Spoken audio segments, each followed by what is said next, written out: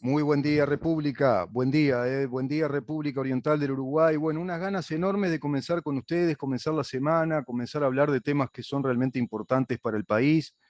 Venimos de un fin de semana intenso en cuanto a mi actividad de investigación sobre distintos temas, de mucha lectura.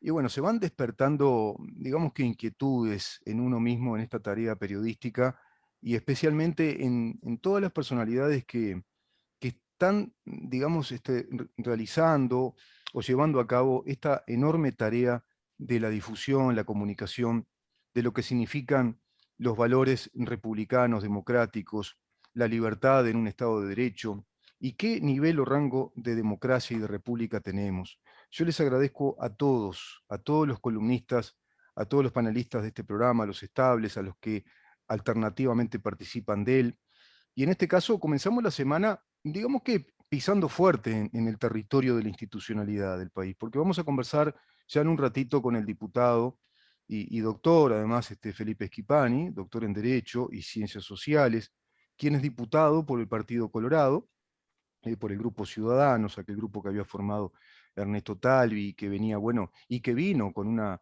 renovación importante en cuanto a la conducta política. Y yo podría significar la figura del doctor Felipe Schipani como uno de esos nuevos políticos que ha venido a hacer en política, que ha venido a desarrollar tarea política, un hombre muy activo, un hombre que enfrenta temas que son importantes para el país, que va al hueso en un montón de esos temas, y que hoy por hoy integra la Comisión de Educación y Cultura, si no me equivoco, presidiendo la Comisión de Educación y Cultura, y por eso tratamos los temas con Felipe Schipani vinculados a la reforma educativa del país. En su momento daremos también con otras personalidades y de pronto con autoridades, y quizá por intermedio del propio diputado Schipani, podamos ir encontrando otras voces que tengan que ver con esta experticia de la educación. Tema clave en la institucionalidad del país.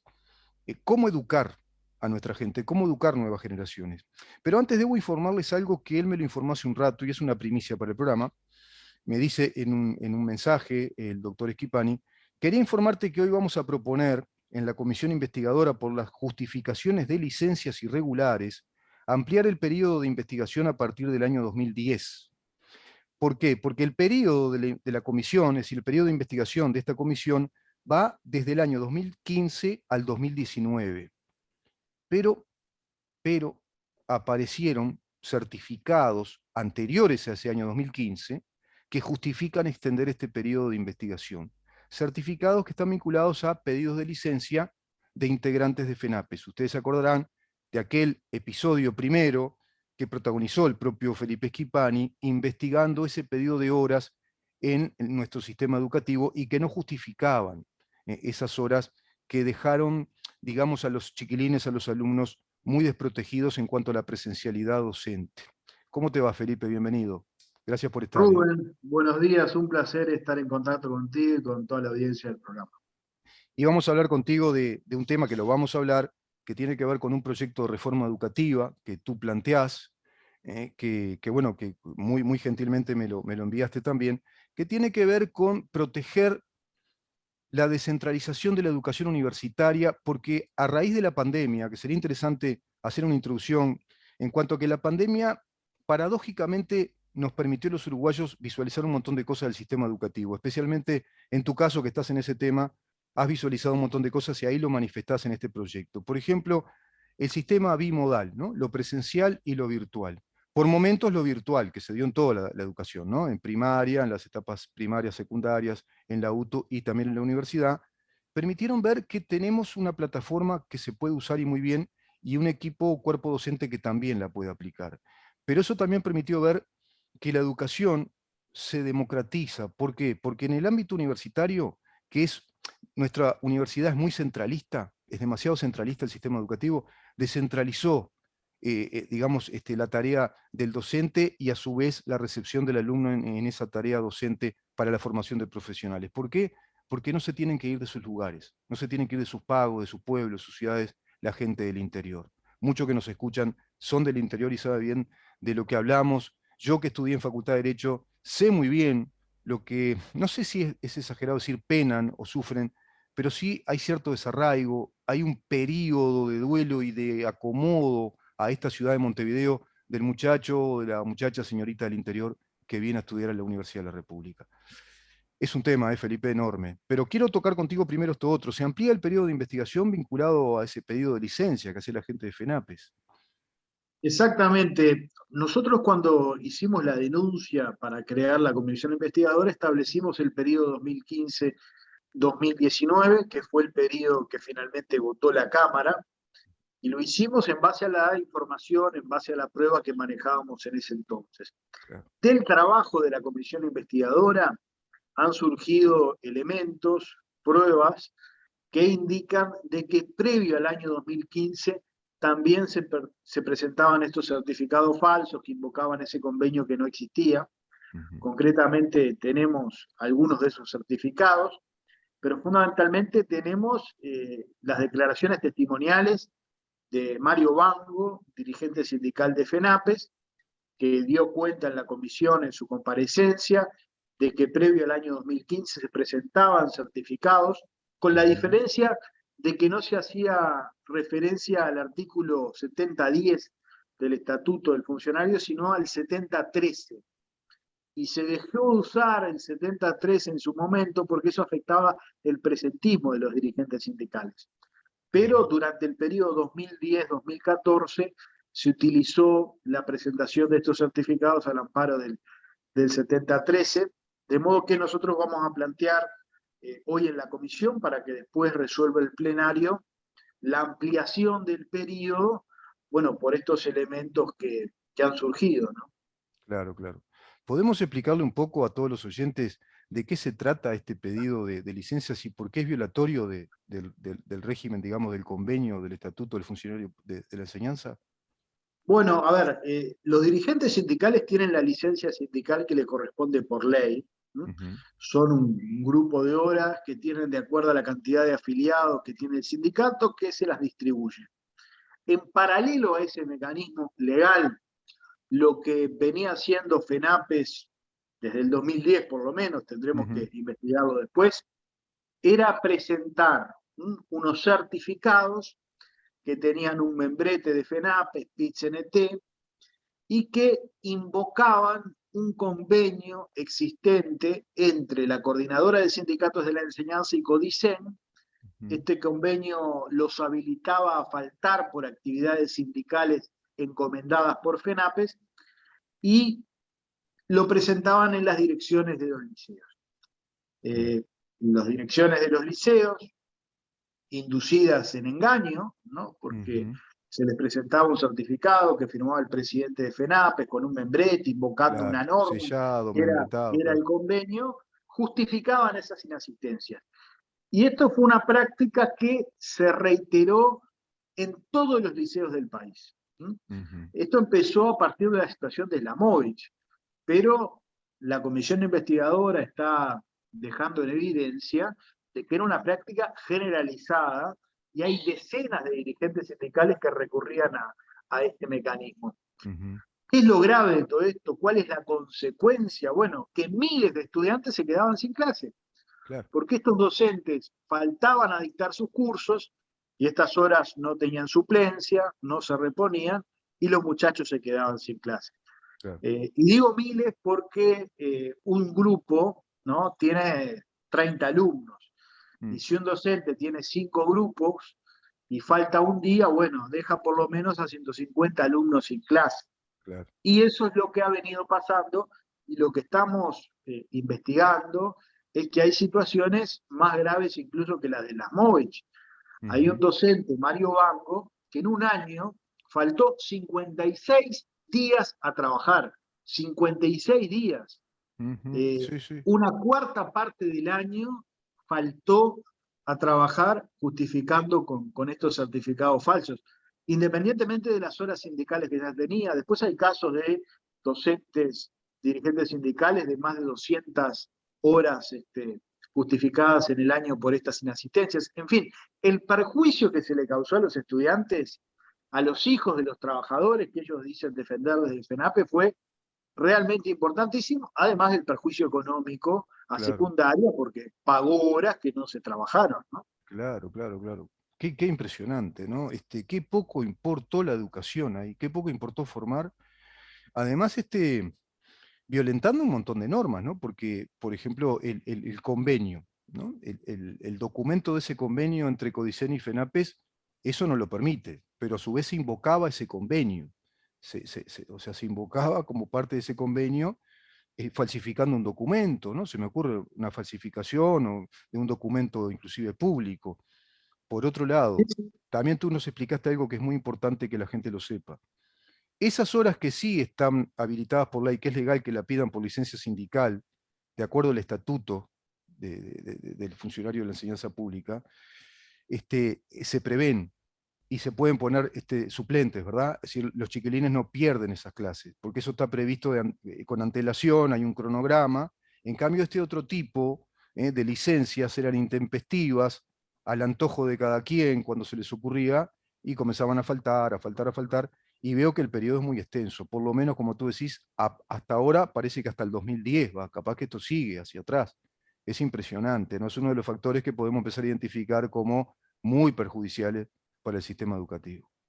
Totalmente, totalmente. Y Pero qué bueno, hablemos increíble, de... Felipe, disculpa que te corte, pero qué increíble que estén tan, yo voy a emplear una palabra ya mucho más directa, que estén recalientes, ¿no? Con esto de que la LUC le saca el cogobierno y empezamos esta campaña pro referéndum contra la LUC diciendo de que la LUC es regresiva, que atrasa, y claro, se les quita un poder impresionante en la enseñanza que lo usaban para esto, ¿no? Que la gente le quede claro que lo usaban para estas cosas. Por eso FENAPES fue el abanderado de la recolección de firmas, Claro. porque estaban defendiendo sus parcelas de poder indispensables para defender sus privilegios, porque esa es otra de las cosas que hay que decir. No Ujú, utilizaban ese poder que tenían para trabajar por la educación, para tratar de favorecer a los estudiantes. ujú. Lo único que les interesa es mantener sus espacios de poder. Y las autoridades de secundaria Mm. avalaron todos estos procederes. ¿Mm? Claro, claro. Entonces, hay una responsabilidad de los sindicatos, Ujú. sin duda, pero hay una responsabilidad de las autoridades que permitieron que todas estas cosas ocurran también, ¿no? Digno de un análisis profundo, Felipe, en cuanto a lo institucional ahí, porque se permeó y se dio un matrimonio carnal entre el sindicalismo de la enseñanza y las autoridades de la enseñanza, cooptando prácticamente la actividad sindical a la propia enseñanza. Y por ahí es sintomático el diagnóstico que tú haces de que, bueno, por algo FENAPE sale rabiosamente a militar contra la LUC. Y te ato esto con otro cabo, que no tiene que quedar suelto. Quienes comenzaron, digamos, a dar fuego contra la LUC, el primer sindicato fue el sindicato de ANCAP. FANCAP fue el que comenzó a decirle a la izquierda organizada, muchachos, vamos a tener que encontrar la LUC. ¿Y por qué será? ¿No será porque también se la veían venir con el tema de lo que ellos llaman la privatización de ANCAP o de algún modo la desmonopolización de ANCAP en la producción de combustibles? Y rápidamente se enganchan con ellos la gente de FENAPES que también veían esto, ¿no? Veían perder ese cogobierno y estar por dentro del gobierno de la educación. Pero a su vez, cierro el comentario, el Frente Amplio votó casi la mitad prácticamente de los artículos de la LUC. Quizá parecerían medios adormilados, votaron, algunos hasta las 2/3 partes, y después de pronto se dijeron, che, pero estos 135 artículos no nos conviene votarlos.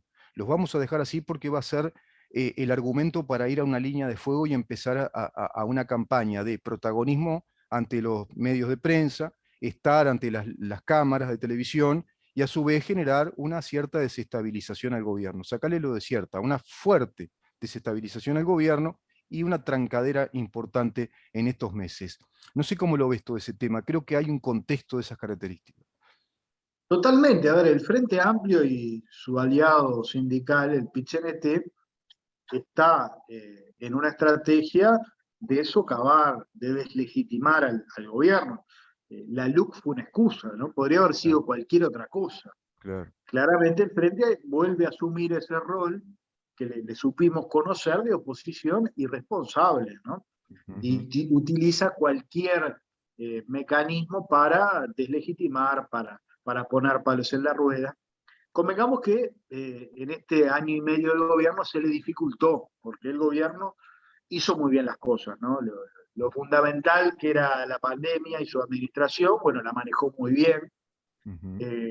El gobierno está muy bien evaluado porque la gente reconoce las cosas buenas que se están haciendo.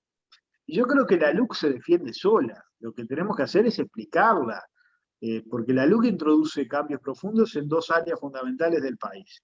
Mm, Dos áreas en donde el Frente Amplio fracasó por destrozo. En mm, materia de seguridad, mm, la LUC ha permitido darle marco jurídico a la policía para actuar con mucho más seguridad, de un modo más eficiente, lo ha dicho la propia mm. presidenta del sindicato policial. Y consecuencia de ello, el número de delitos ha bajado drásticamente. Claro, claro, Ha claro. bajado del 20 en comparación con el 19, casi un 15%, y ya del Mm, primer semestre del 21 en comparación con el 20, un 20%. ujú. Después de 15 años de un crecimiento de los delitos exponencial, como nunca antes vivió el país. Es verdad. Entonces, Ujú. la gente valora estas cosas. Lo mismo en educación, o sea, Pero me permito discrepar, Felipe, me permito discrepar en este aspecto, en cuanto, digamos, a esa evaluación de la gente. Hay encuestas que están dando, hoy por hoy, que el nivel de aprobación de la LUC es del 40%. Y los que están contra la LUC están entre el 28, 30%, algunos dan un poquito más, ¿no? Sí, bueno, bárbaro. Pero después hay un 30% que no saben, que viven en la luna de Valencia. Y ahí creo que está la tarea, porque ahí estamos jugando con mercurio, es digamos, es un metal inestable que hay que manejarlo muy bien, porque eso se va a fraccionar para cualquier lado. Y creo yo que tiene que ver con los centennials hacia los que vienen, que están muy cooptados con el autismo de lo digital, que no están en el mundo real, no les interesa mucho la política. Ojo con ese tema, pero muchos ya de esa gente ya votan, ya tienen poder de decisión, están en el cuerpo electoral. Y creo que esta gente, que no son bobos en estrategia, en eso hay que valorarlos y no dormirse en los laureles, todos esos elementos los tienen. Es decir, están jugando con cierta componente de ignorancia institucional en la gente, de temas a veces complejos para el común de la gente, de indiferencia de nuevas generaciones de votantes, más agregale todos los cooptados por la militancia y a su vez la burocracia estatal que ellos crearon. Y a eso sumale las familias vinculadas a las prebendas que el Estado le da a los que están en la administración pública con muy buenos salarios. Están jugando con ese panorama, me parece. Ojo con ese tema. sin duda, sin duda, ese público va a ser el que defina el referéndum, como Mm, siempre ocurre en el país. Por lo general, es un perfil de votante de centro, que no ujú, está radicalizado, que sí, observa las cosas con cierta racionalidad, y por eso nosotros confiamos en que le podemos llegar a esa gente con el contenido propio de la LUC, porque ujú, se han dicho muchas mentiras, se han dicho muchas falsedades, que van a caer por su propio peso de acá al referéndum. sí, sí, sí. Felipe, ¿sabes qué vamos a proponer en el programa? Seguro que hacia noviembre, Dios mediante, una mesa de debates donde podamos desgranar estos temas de la LUC en los días viernes. No sé qué te parece. Es como una especie de mesa ya redonda entre lo presencial, bimodal que sea, entre lo presencial y Zoom, y con varias personalidades empezar a comentar estos temas y a tratarlos más en profundidad. Como si fuera una cita recurrente, ¿viste? Como ir a la cita de Cafetín de Buenos Aires, bueno, y que los que no la vean con la ñata contra el vidrio, la luz, que empiecen a entender de qué se trata, ¿no? Excelente, a las órdenes. Felipe, vamos a cerrar la nota, ¿te parece? Con tu proyecto. ¿De qué se trata ese proyecto que lo anticipamos un poquito, de esa reforma educativa para la universidad? La universidad pública, ¿no? A ver, yo estuve reunido con un grupo de estudiantes que se han nucleado en torno a la idea de poder darle continuidad a la virtualidad en la universidad. Se llama Universidad para Todos, son fundamentalmente estudiantes del interior, Ujú, que están promoviendo la continuidad de una de las cosas positivas que nos dejó la pandemia, que fue justamente la virtualidad en la educación, particularmente en la educación terciaria. ujú, Entonces, a partir de esos encuentros que tuvimos, trabajamos en un proyecto de ley que lo que establece es que la educación terciaria pública deberá garantizar las modalidades de dictado semipresencial y a distancia. Ujú. Y naturalmente teniendo en consideración los contenidos de cada una de las carreras, las características de cada una de las carreras. Lo Claro. que establece este proyecto es un marco jurídico, es una reformulación del artículo 36 de la Ley General de Educación. Naturalmente que la implementación corre por cuenta de la Universidad y la UTEC, que como todos sabemos son organismos autónomos. Exacto. Pero lo importante aquí, Rubén, es darle continuidad a este proceso que ha permitido, como muy bien decías tú en el acápite de esta columna, democratizar el acceso a la Universidad de la República, ¿no? Romper las barreras socioeconómicas que muchas veces Ujú. muchos estudiantes están imposibilitados poder pasar, ¿no? Porque todos Sí, sabemos de sí. que estudiar en la universidad tiene sus costos, de que hay familias que no pueden sustentar esos gastos, y Sí. esta es una forma que me parece que llegó para quedarse y la universidad tiene que trabajar en poder darle continuidad. Nosotros no estamos planteando terminar con la presencialidad, en todo caso, de lo que Claro, se claro. trata es de que sea una vía alternativa a la de Ujú. la presencialidad. Lo está Viene a haciendo el mundo sumar, ¿no? entero, Viene a sumar, el mundo totalmente. entero lo hace, ¿no? Es El mundo, complementario, digamos. Claro. el mundo entero lo hace y quienes hemos estado alguna vez en algún aula universitaria, sabemos que la presencialidad también tiene sus demoles. Tú estuviste en Derecho al igual que yo y sabés lo que es ¿Sabés qué bueno llegar se a los hubiera sido? cursos. ¿Sabés qué bueno hubiera sido que en esos tiempos tuviéramos esto? Yo me acuerdo, Pero ¿te acordás además, de esos salones con gamarra y las sillas estaban hacia afuera del salón? pero Que éramos entrábamos por la 200, ventana, 300 Rubén. personas. Claro, claro, claro. Entrábamos por la ventana y teníamos un pie afuera y otro adentro. O sea, Sí, ¿de qué sí, sí. calidad educativa se nos está hablando? No, no, no, Exacto. no es mejor para el estudiante poder tener a un docente en la pantalla que le explique con quien puede interactuar que Claro, estar amotinado como estábamos nosotros claro, en claro. algunos cursos superpoblados. Entonces, yo Especialmente en creo que materias teóricas, ¿verdad? En lo teórico. bueno, eso es Claro. importante. Ujú.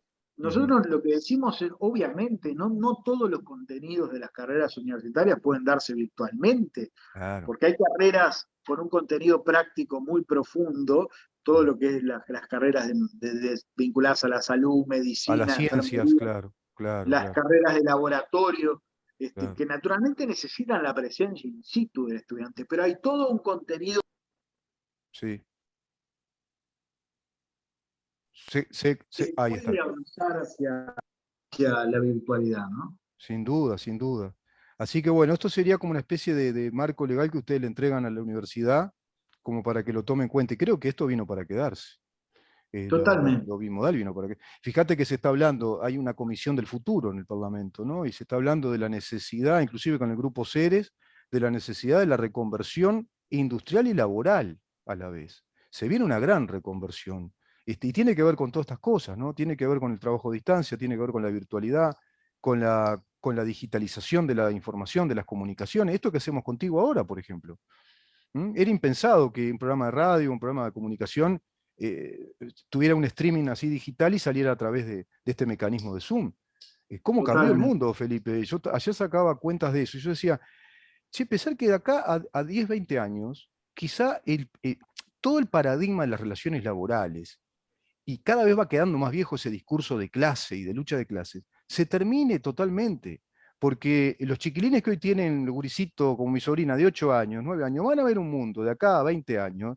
Seguramente este no es reconocible. Como no es reconocible la década del 90 o los principios del siglo XXI con esta época. ¿Te acordás el celular que era con teclado material, físico, era todo todavía más analógico?